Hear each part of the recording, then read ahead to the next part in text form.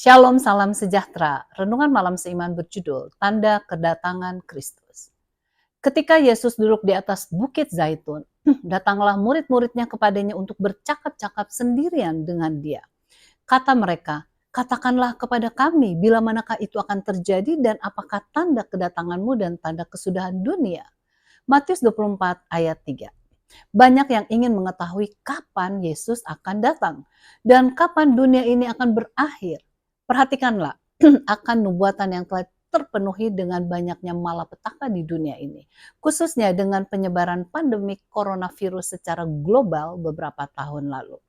Kitab suci tidak hanya menyatakan cara dan tujuan kedatangan Kristus, tetapi juga Alkitab menggambarkan tanda-tanda yang menunjukkan dekatnya puncak peristiwa itu.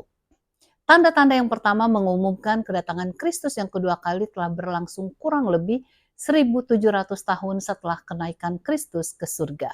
Dan tanda-tanda lain kemudian menyusul, semuanya menambahkan bukti bahwa kedatangannya sudah sangat dekat.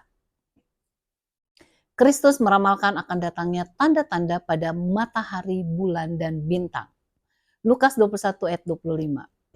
Secara terperinci kita dapat membaca dalam Markus 13 ayat 24 sampai 26 bahwa matahari akan menjadi gelap dan bulan tidak bercahaya dan bintang-bintang akan berjatuhan dari langit dan kuasa-kuasa langit akan goncang.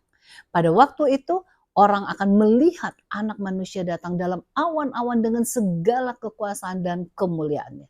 Tambahan lagi, Yohanes melihat ada gempa yang dahsyat akan mendahului tanda-tanda di langit. Wahyu 6 ayat 12. Semua ini menandai akhirnya dari 1260 tahun masa penganiayaan. Dalam kegenapan nubuatan ini, gempa bumi yang paling dahsyat yang pernah diketahui terjadi pada tanggal 1 November tahun 1755 dikenal dengan gempa bumi Lisbon, di mana efeknya dirasakan sampai di Eropa, Afrika, dan Amerika meliputi kawasan 4 juta mil persegi. Kehancuran yang diakibatkannya berpusat di Lisbon, Portugal, di mana dalam beberapa menit saja gedung-gedung diratakan dan menewaskan beribu-ribu manusia.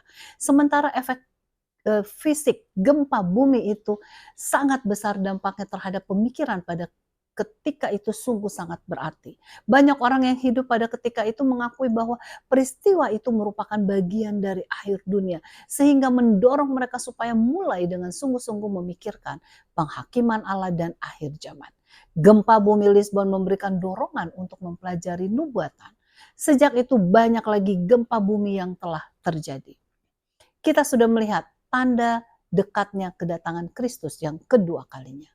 Marilah kita senantiasa menyiapkan diri kita untuk menyambut kedatangannya. Kiranya Tuhan memberkati.